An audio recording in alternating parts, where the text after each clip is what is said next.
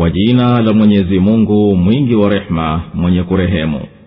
Alif Lam Mim.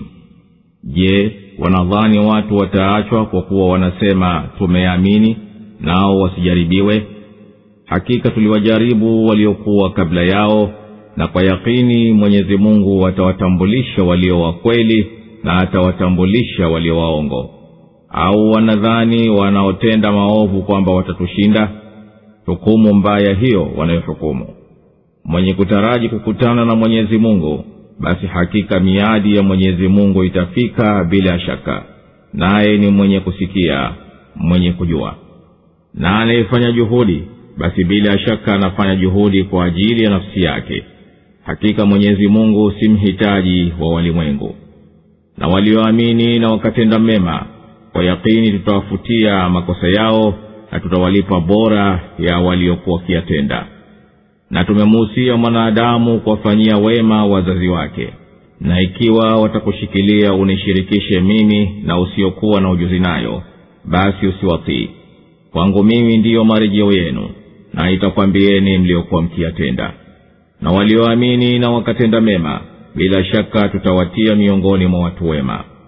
Na katika watu wapo wanaosema tumemwamini Mwenyezi Mungu, lakini wanapopewa maudhi kwa ajili ya Mwenyezi Mungu, wanayafanya mateso ya watu kama ni adhabu ya Mwenyezi Mungu. Na inapokuja nusura kutoka kwa Mola wako mlezi husema, hakika sisi tulikuwa pamoja nanyi. Kwani Mwenyezi Mungu hayajui yaliyomo vifuani mwa walimwengu? Na hapana shaka Mwenyezi Mungu atawatambulisha walioamini na atawatambulisha wanafiki.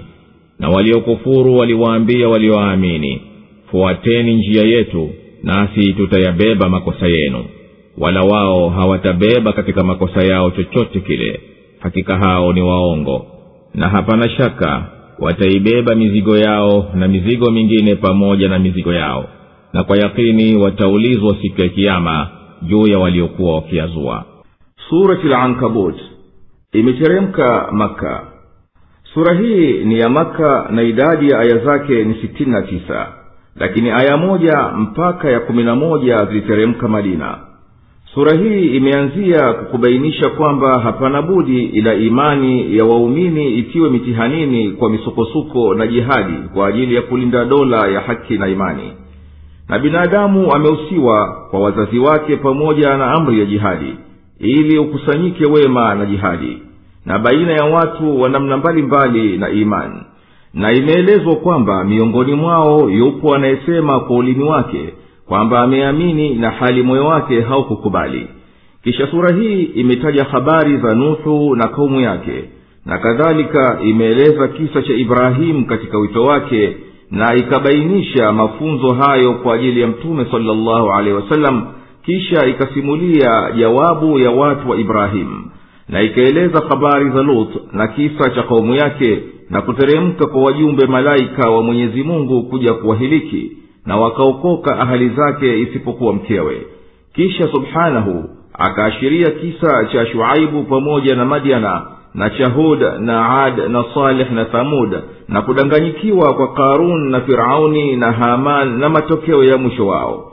Na yeye subhanahu amebainisha kwamba kuabudu masanamu kwa washirikina kunategemea hoja iliyokuwa dhaifu kabisa kuliko jumba la buibui, na kwamba mifano kama hii hawaielewi ila wale wanaotumia akili zao.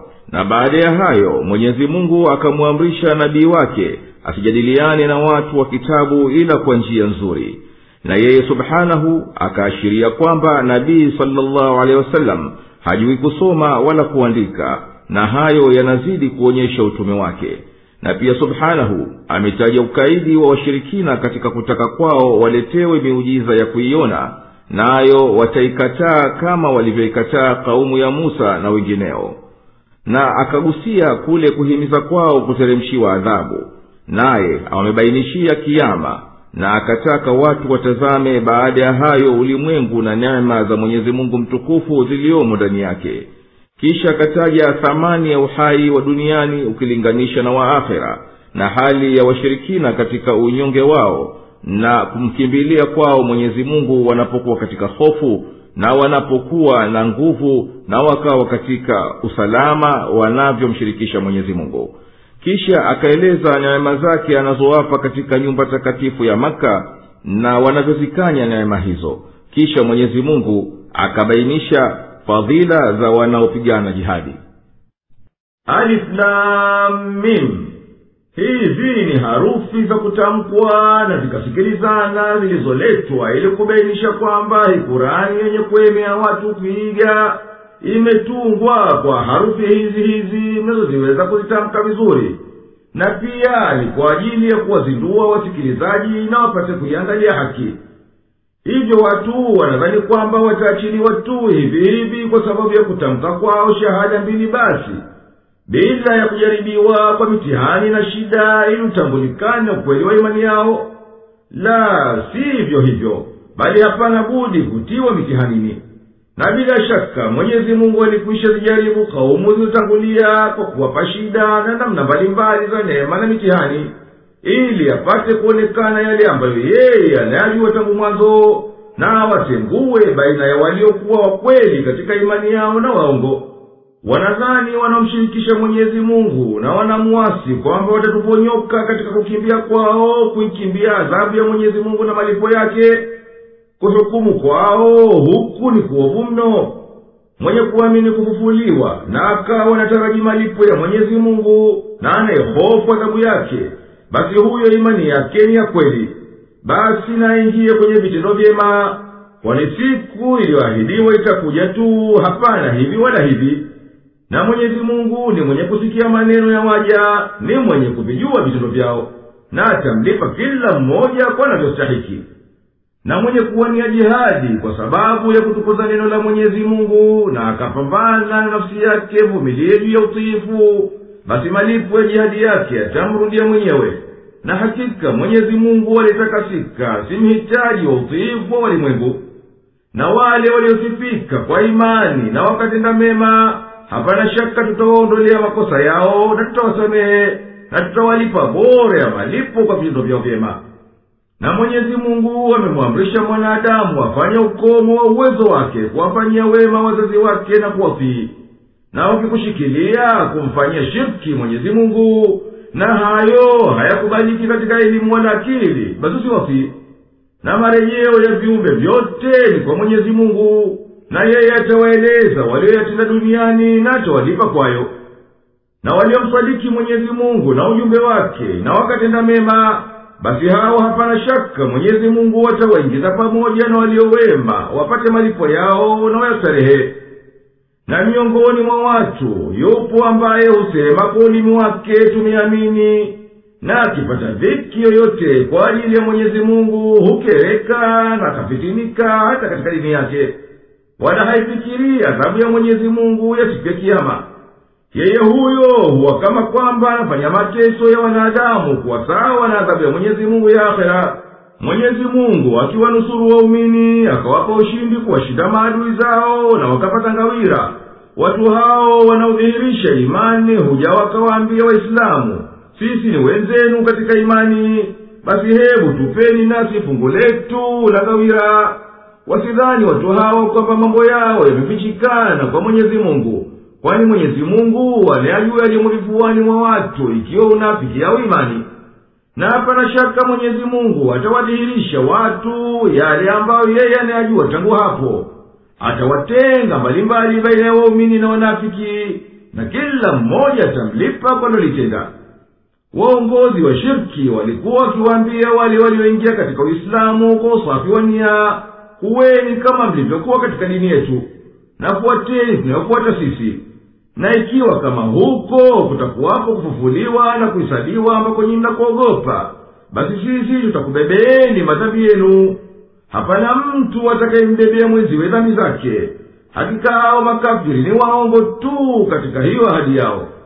Basi makafiri wataibeba wenyewe mizigo yao mizito, na juu ya hiyo watapewa mfano wa mizigo ya wale waliowapoteza na wakazuia wasifuate haki. Na hapana shaka yoyote watahesabiwa siku ya Kiyama kwa waliokuwa wakiazua ya uongo duniani, na watapewa adhabu kwa hayo. Na hakika tulimtuma Nuhu kwa watu wake, na akakaa nao miaka 1000 kasoro miaka 50. Basi tufani ziliwachukua, nao ni madhalim.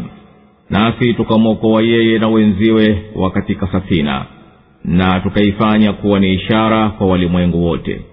Na Ibrahim pale alipowaambia watu wake, mwabuduni Mwenyezi Mungu na mcheni yeye, hiyo ndiyo kheri yenu ikiwa nyinyi mnajua. Hakika nyinyi mnaabudu masanamu badala ya Mwenyezi Mungu na mnazua uzushi. Hakika hao mnaoabudu badala ya Mwenyezi Mungu hawakumilikini riziki yoyote. Takeni riziki kwa Mwenyezi Mungu, na mumwabudu yeye na mumshukuru yeye, kwake yeye ndiyo mtarudishwa. Na mkikadhibisha, basi kaumu kadhaa wa kadhaa za kabla yenu zilikwisha kadhibisha, na si juu ya mtume ila kufikisha ujumbe waziwazi. Je, wao hawaoni jinsi Mwenyezi Mungu anavyoanzisha uumbaji na kisha akarudisha tena? Hakika hayo kwa Mwenyezi Mungu ni mepesi. Sema, tembeeni katika ardhi na tazameni jinsi alivyoanzisha uumbaji, kisha Mwenyezi Mungu ndiye anayeumba umbo la baadaye. Hakika Mwenyezi Mungu ni muweza juu ya kila kitu. Humwadhibu amtakaye na humrehemu amtakaye, na kwake yeye mtapelekwa.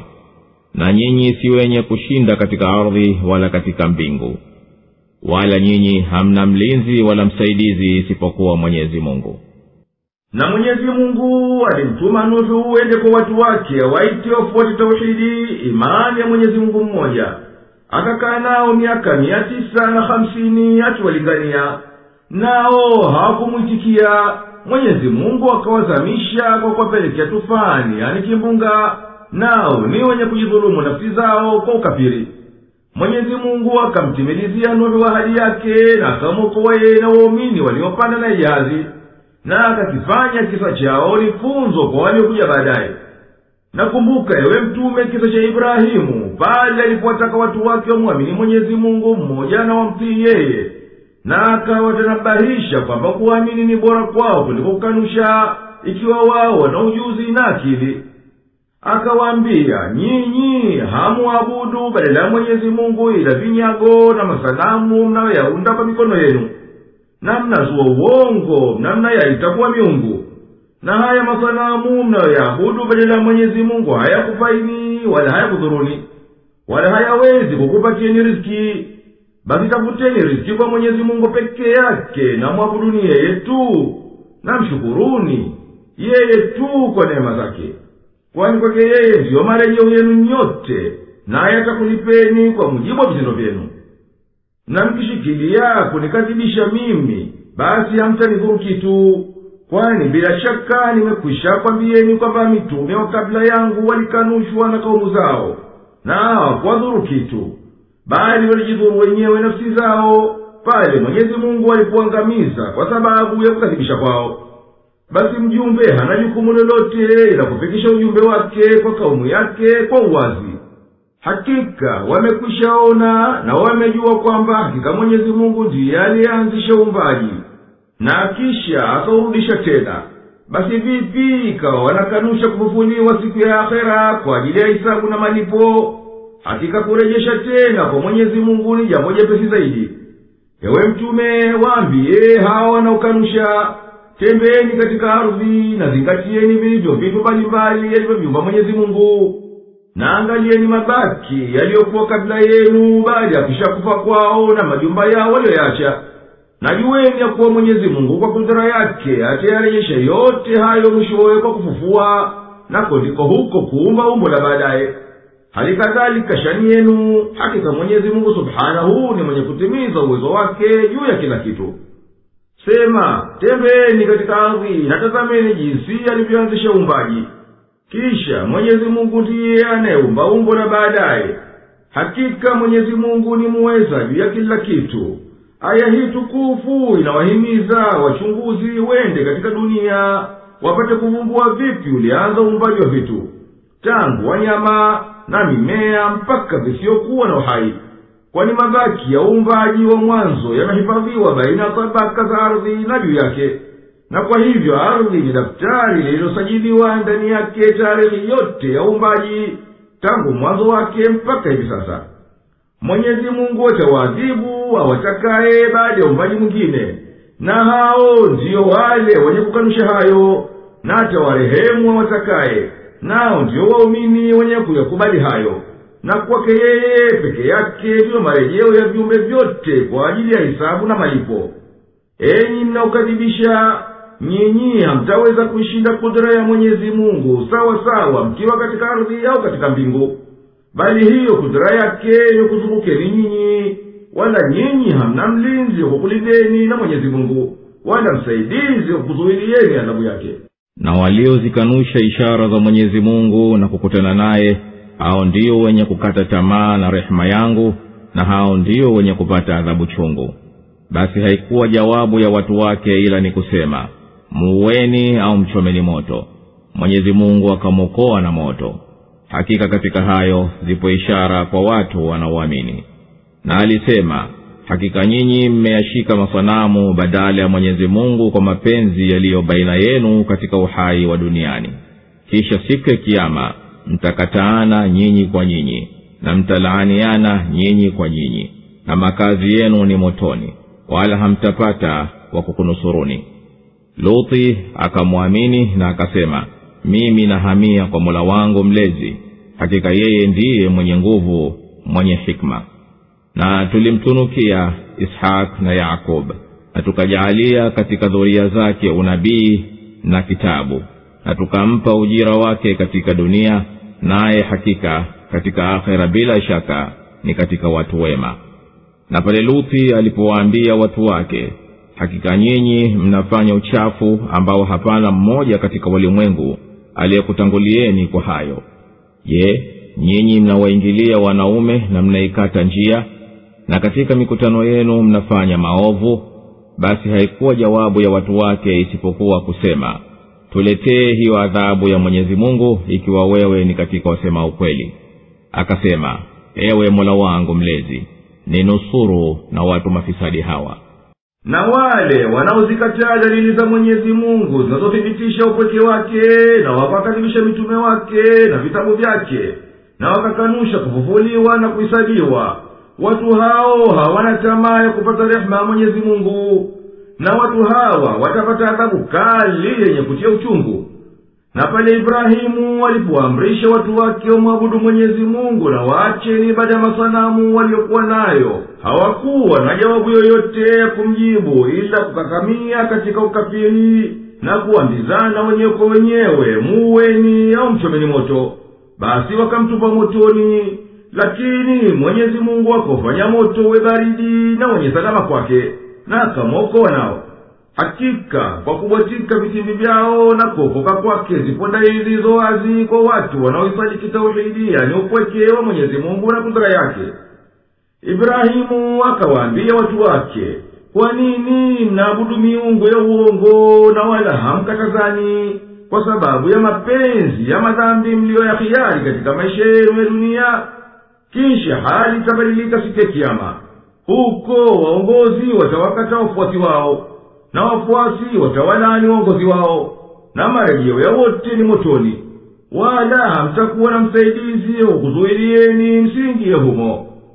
Na alikuwa katika wa mwanzo wa kuitikia wito wa Ibrahimu ni Luthi, akasadiki, na kabla yake alikuwa kishakuwa mwenye kushika tauhidi. Na Ibrahimu akasema kwa kutii amri ya Mwenyezi Mungu, mimi ninahama kwenda upande aliyoniamrisha Mola wangu mlezi nihamie, na nikakae na huko niwaite watu wamfuate Mwenyezi Mungu. Na yeye ndiye mwenye nguvu wa kuweza kunilinda na maadui zangu, mwenye hikma ambaye haniamrishi ila lililo la kheri. Na Mwenyezi Mungu akamtunukia Ibrahimu kwa kumpa mwana na ni Ishaka, na kumpa mjukuu na ni Yakubu, na akamfanyia ukarimu kwa kumjalia unabii katika dhuria zake, na kuwateremshia vitabu vya mbinguni, na kwa kumlipa bora ya malipo katika dunia, naye huko akhera kuwa ni miongoni mwa bora ya watu wema. Na ewe mtume, kumbuka pale tulipomtuma Luthi kwa kaumu yake, akawataka waishike tauhidi ya Mwenyezi Mungu na utiifu wake, na akawakataza kitendo kichafu walichokuwa wakikitenda, ambacho hajapata kukitenda yoyote katika viumbe vya Mwenyezi Mungu. hakika hayo myatendayo ni maovu na yanahilikisha, kwani nyinyi mnawafanya mambo machafu wanaume na mnaikataa njia ya uzazi, na hatima ya hayo ni kutoweka kabisa. Na katika mikutano yenu mnatenda maovu bila kumhofu Mwenyezi Mungu wala kuoneana haya baina yenu. Wala watu wake hawakumsikia wala hawakuwa na jawabu ya kumpa ila kumfanya masara tu, na wakamtaka litopezi wa adhabu ya Mwenyezi Mungu aliyowatishia kwayo, ikiwa yeye ni mkweli kwa hayo yasemayo. Basi Luthi akamtaka msaada Mwenyezi Mungu kupambana nao, na akamwomba mnusuru juu ya watu wake wenye kufanya fisadi katika nchi. Na wajumbe wetu walipomjia Ibrahim na bishara, walisema, hakika sisi hapana shaka tutawahiliki watu wa mji huu, kwani watu wake hakika wamekuwa madhalim. Akasema, hakika humo yumo Luthi. Wao wakasema, sisi tunajua zaidi nani yumo humo. Hapana shaka tutamwokoa yeye na ahali zake, isipokuwa mkewe aliyo miongoni mwa watakaokaa nyuma. Na wajumbe wetu walipomfikia Luthi, alihuzunika kwa ajili yao, na moyo uliona dhiki kwa ajili yao. Wakasema, usiogope wala usihuzunike, hakika sisi tutakuokoa wewe na ahali zako, ila mkeo aliyo miongoni mwa wataokaa nyuma. Kwa yakini sisi tutawateremshia watu wa mji huu adhabu kutoka mbinguni kwa sababu ya uchafu wanaoufanya, na tumeacha katika mji huo ishara iliyo wazi kwa watu wanaotumia akili zao. Na kwa Madiana tulimtuma ndugu yao Shuaibu, naye akasema, enyi watu wangu, mwabuduni Mwenyezi Mungu na iogopeni siku ya akhera, wala msende katika ardhi mkifisidi. Lakini walimkanusha, basi ukawatwaa mtikiso wa ardhi, wakapambazukiwa ndani ya nyumba zao nao wamefudikia. Na pia kina Adi na Thamud, nanyi yamekwisha kubainikieni kutokana na maskani zao.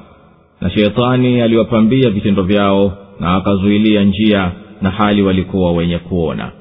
Na pia Karun na Firauni na Hamana. Na Musa aliwajia kwa ishara waziwazi, lakini walijivuna katika nchi wala hawakuweza kushinda. Basi kila mmoja tulimtesa kwa mujibu wa makosa yake.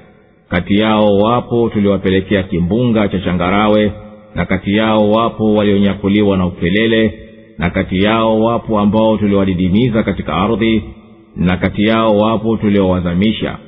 Wala Mwenyezi Mungu hakuwa mwenye kuwadhulumu, lakini walikuwa wenyewe wakijidhulumu nafsi zao. Mfano waliowafanya walinzi badala ya Mwenyezi Mungu ni mfano wa buibui alivyojitandia nyumba, na hakika nyumba dhaifu mno kuliko zote ni jumba la buibui, laiti kuwa wanajua. Kwa hakika Mwenyezi Mungu anajua kila kitu wanachokiomba badala yake yeye, na yeye ndiye mtukufu, mwenye nguvu, mwenye hikma. Na hiyo ni mifano tunawapigia watu, na hawaifahamu ila wenye elimu. Mwenyezi Mungu ameumba mbingu na ardhi kwa haki, kwa hakika katika hayo ipo ishara kwa waumini. Na walipokuja malaika wa Mwenyezi Mungu kwa Ibrahimu alayhisalam kwa kumbashiria, walisema kwamba wameamrishwa kuangamiza watu wa mji huo kwa sababu ya kufisidi kwao na kujidhulumu kwao wenyewe kwa ushirikina na kutenda uchafu. Ibrahimu alayhisalam akawaambia malaika, hakika katika huo mji yumo Luthi, basi vipi mtawaangamiza hao na yumo kati yao? Malaika wakamjibu kwamba wao wanajua nani waliomo humo, na kwamba wao kwa hakika watamwokoa Luthi na hali zake wasipate adhabu isipokuwa mkewe. Yeye huyo atakuwa miongoni mwa wataoangamizwa kwa sababu ya ukafiri wake na uovu wake. Walipoondoka wale malaika waliotumwa kumwendea Luthi, naye akawaona, alihuzunika kwa kuwahofia uadui wa watu wake, na akaemewa asiwe na hila ya kuweza kuwalinda wao. Basi wakampozana wakamwambia, kabisa usiuhofu uadui wa kaumu yako juu yetu, wala usihuzunike kwa ajili yetu, kwani sisi hakika tumekuja kuangamiza watu wa mji huu, na tutakuokoa wewe na hali zako, lakini mkeo watakuwa pamoja na wenye kuangamia. Malaika wakasema, hakika sisi tumetumwa kutimiliza amri ya Mwenyezi Mungu kwa kuwateremshia watu wa mji huu adhabu itokayo mbinguni kwa sababu ya uchafu wao na ukafiri wao. na Mwenyezi Mungu akauteketeza mji huu na akaacha humo mabaki yaliyo wazi, ili yawe dalili ya kuonyesha aliwafanyia Mwenyezi Mungu na funzo kwa mwenye kuzingatia. Na Mwenyezi Mungu aliwapelekea watu wa Madiana mtume kutokana na wenyewe, naye ni Shuaibu. Akawaita waishike tauhidi ya Mwenyezi Mungu na wamwabudu yeye tu, na waiogope siku ya mwisho, na watende vitendo ambavyo kwavyo watumai kupata malipo mema kwa Mwenyezi Mungu. Na akawakataza kukimbilia kutenda ufisadi katika nchi. Wakamkanusha na wakamuasi, basi Mwenyezi Mungu akawaangamiza kwa tetemeko kubwa mno lililowavunjia majumba yao, wakawa humo wameanguka maiti.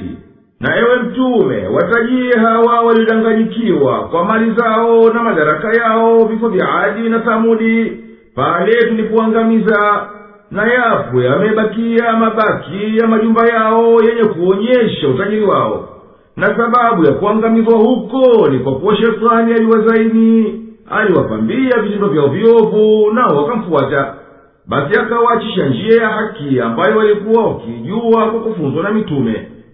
Na ewe Mtume, watajia hawa walioghurika kwa mali yao na madaraka yao kifo cha Karuni na Firauni na Hamana, na aliwapata katika ada ya Mwenyezi Mungu kuwahiliki wakanushao.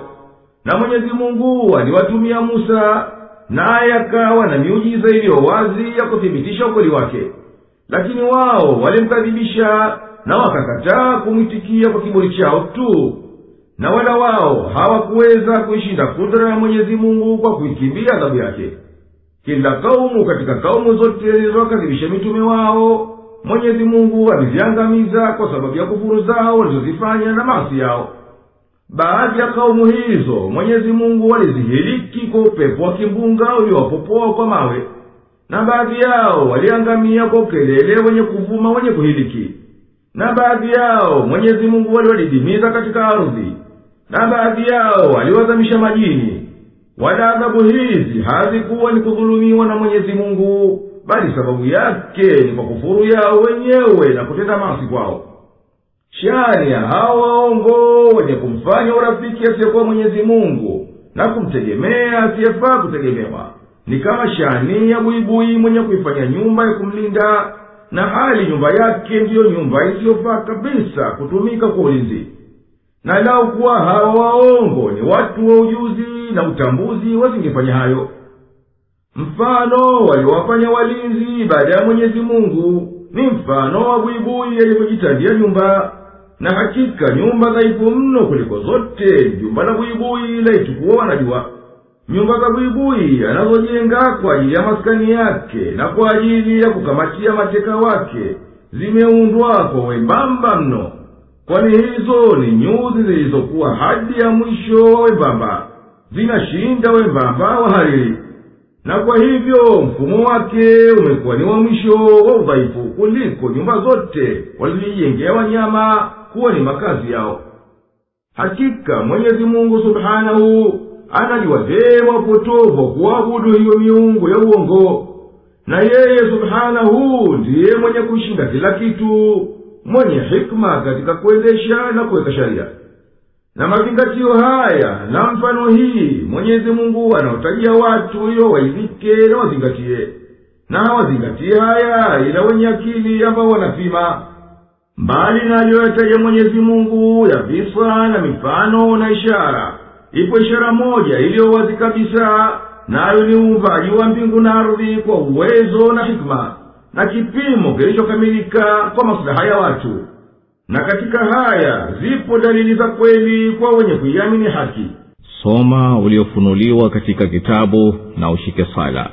Hakika sala inazuilia mambo machafu na maovu, na kwa yakini kumdhukuru Mwenyezi Mungu ndilo jambo kubwa kabisa, na Mwenyezi Mungu anayajua mnayoyatenda. Wala msijadiliane na watu wa kitabu ila kwa njia iliyo nzuri kabisa, isipokuwa wale waliodhulumu miongoni mwao. Nasemeni, tumeyaamini yaliyoteremshwa kwetu na yaliyoteremshwa kwenu, na Mungu wetu na Mungu wenu ni mmoja, na sisi ni wenye kusilimu kwake.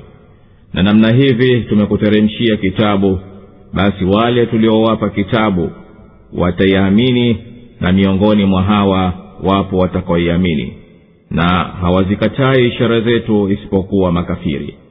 Na wewe hukuwa kabla yake unasoma kitabu chochote, wala hukukiandika kwa mkono wako wa kulia.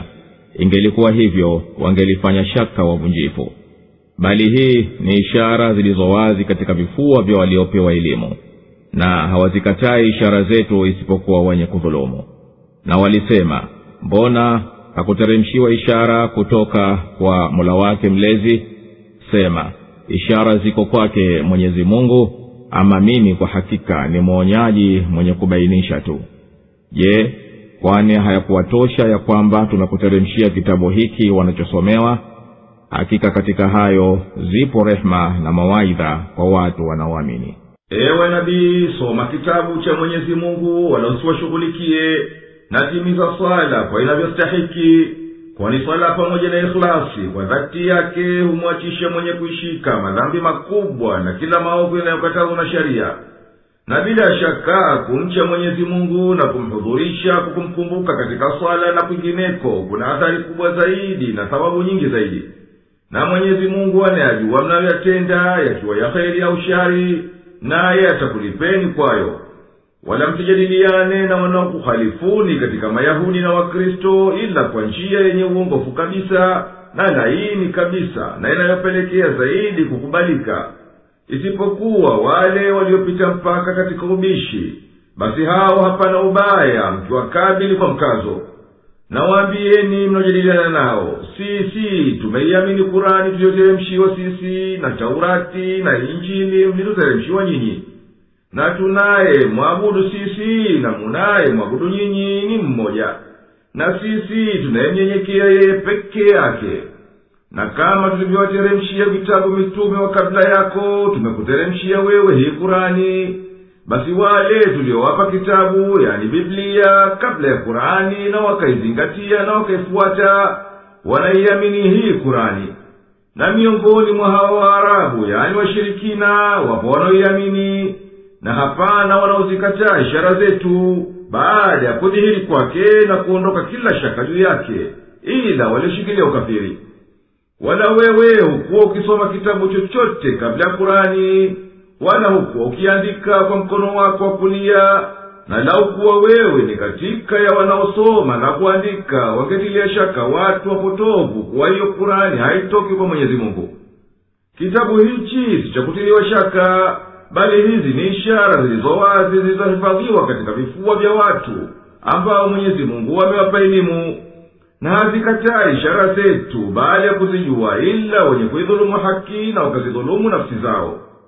Na makafiri katika majadiliano yao na ukaidi wao walisema, mbona hukuteremshiwa muujiza wa kuiona kwa macho kama iliwateremkia mitume wa kabla yake? Waambie, miujiza yote iko kwa Mwenyezi Mungu, huiteremsha anapotaka. Ama mimi nimetumwa kuonya kwa uwazi, siyo kuleta hayo mtakayo. Wanataka ishara hizo, nao haiwatoshi wao kwa sisi tumekuteremshia hichi kitabu wanachosomewa. Na huu ndio muujiza wa kudumu milele na zingapita zama. Hakika kwa kuteremka kitabu hichi juu yako bila shaka ni rehema kwao na kwa vizazi vyote vijavyo baada yao, na ni kumbusho la daima dawamu lenye manufaa kwa watu ambao shani yao ni kuamini wanapoonyeshwa wazi njia ya uongofu. Sema, Mwenyezi Mungu anatosha kuwa ni shahidi baina yangu na nyinyi, anayajua yaliyomo katika mbingu na ardhi. Na wale wanaoamini upotovu na wakamkataa Mwenyezi Mungu, hao ndio waliohasiri. Na wanakuhimiza waletewe adhabu kwa haraka, na lau kuwa hapana wakati maalum uliowekwa, basi adhabu ingeliwajia na ingeliwatokea kwa ghafla, na hali wao hawana habari. Wanakuhimiza waletewe adhabu kwa haraka, na hali Jahannam kwa hakika imewazunguka makafiri. Siku itakapowafunika adhabu hiyo kutoka juu yao na chini ya miguu yao, na atasema, onjeni hayo mliokuwa mkiyatenda. Enyi waja wangu mlioamini, kwa hakika ardhi yangu inawasaa, basi niabuduni mimi peke yangu. Kila nafsi itaonja mauti, kisha mtarudishwa kwetu. Na ambao wameamini na wakatenda mema, bila shaka tutawaweka katika maghorofa ya peponi yenye kupitiwa chini yake mito, wakidumu humo. ni mwema ulioje huo ujira wa watendao, ambao walisubiri na wakamtegemea Mola wao mlezi. Na wanyama wangapi hawawezi kujimiliki ya riziki zao? Mwenyezi Mungu anawaruzuku hao na nyinyi pia, na yeye ndiye mwenye kusikia, mwenye kujua. Na ukiwauliza, nani aliyeumba mbingu na ardhi na akafanya jua na mwezi kutii amri yake, bila shaka watasema Mwenyezi Mungu. Wapi basi wanakogeuzwa? Mwenyezi Mungu humkunjulia na humdhikisha riziki amtakaye katika waja wake. Kwa hakika Mwenyezi Mungu ni mjuzi wa kila kitu. Na ukiwauliza, ni nani anayeteremsha maji kutoka mbinguni na akaihuisha ardhi baada ya kufa kwake, bila shaka watasema ni Mwenyezi Mungu. Sema alhamdulillah, sifa njema zote ni za Mwenyezi Mungu, bali wengi katika wao hawafahamu. Sema, yanitosha mimi na yakutosheni nyinyi ya kwamba Mwenyezi Mungu ndiye shahidi kuwa mimi nimefikisha niliyotumwa kwenu, na hayo ndiyo chanzo cha mambo yangu na mambo yenu, wala hakifichiki kwake chochote cha mbinguni ya duniani. Na waliomwabudu wasiyekuwa Mwenyezi Mungu na wakamkataa Mwenyezi Mungu na wasimhusishie yeye tu kwa ibada, hao ndio walionunua ukafiri kwa imani na wakasibiwa na hasira iliyo wazi. Na makafiri wanakufanyia ushindani ya kuwa kama unaweza basi waletee kwa haraka hiyo adhabu uliyowaonya kuwa itawapata. Na lau kuwa wakati maalum haukuwekwa kwa mujibu wa hikma yetu, tungeliwaletea kwa haraka hiyo adhabu inayohimiza. Ninaapa itawatokea kwa ghafla na hali wao hawana habari. Wanakutaka waletewe upesi adhabu, na itawajia tu, hapana hivi wala hivi. Na hakika jahanamu imewazunguka makafiri kwa yakini. Siku itakapofunika adhabu kutoka juu licha ya kutoka chini, na malaika aliwakilishwa kuadhibu wataposema, onjeni jazaa ya hayo maovu mliokuwa mkiyatenda. Mwenyezi Mungu anasema, enyi waja wangu mlioniamini mimi na mtume wangu, hakika ardhi yangu ni kunjufu kwa atakaye kukimbia kutoka katika nchi za shirki. Kimbieni mje kwangu mpate kunisafia mimi ibada. Kila nafsi itaonja uchungu wa mauti bila shaka yoyote, kisha mtarejea kwetu na mtakuja lipwa kwa hayo mliyotanguliza, iko ya kheri au shari. Na waliomwamini Mwenyezi Mungu na vitabu vyake na mitume wake na wakatenda vitendo vyema, tunaapa kwamba bila shaka tutawaweka katika makazi ya starehe kwenye maghorofa yapitayo mito chini yake. Neema zake haziwakatiki. Ni vizuri mno jazaa hii kuwa ni ujira wa wenye kutenda, wenye kusubiri kwa yanayowapata kwa ajili ya Mwenyezi Mungu, wanapoacha nchi zao na watu wao na mali yao, na wakimtegemea Mwenyezi Mungu peke yake katika hali zao zote. Na wanyama wengi wanaoishi nanyi katika ardhi, ambao kwa unyonge wao hawawezi kubeba riziki yao na wakaihamisha kwa ajili ya kuila ukiweka akiba, ni Mwenyezi Mungu ndiye ambaye anawatengenezea sababu za kuwaruzuku na kuwaweka hai.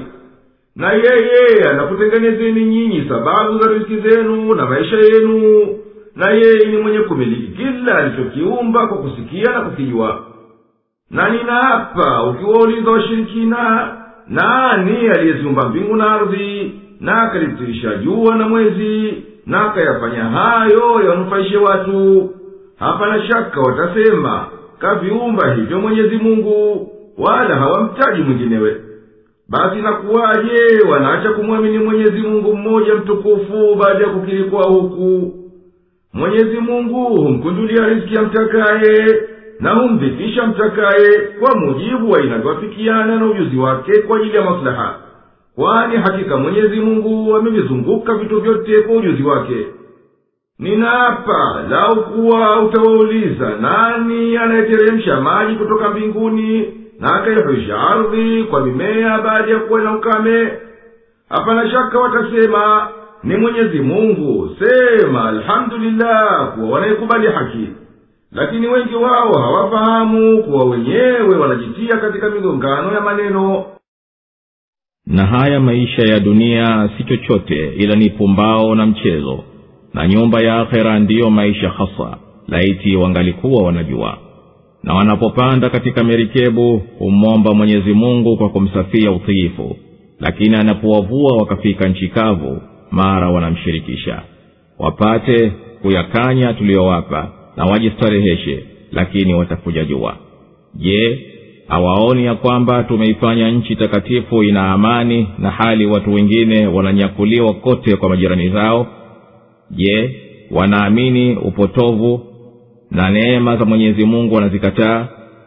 Na nani dhalimu mkubwa kuliko yule anayemzulia uongo Mwenyezi Mungu, au anayekanusha haki inapomjia?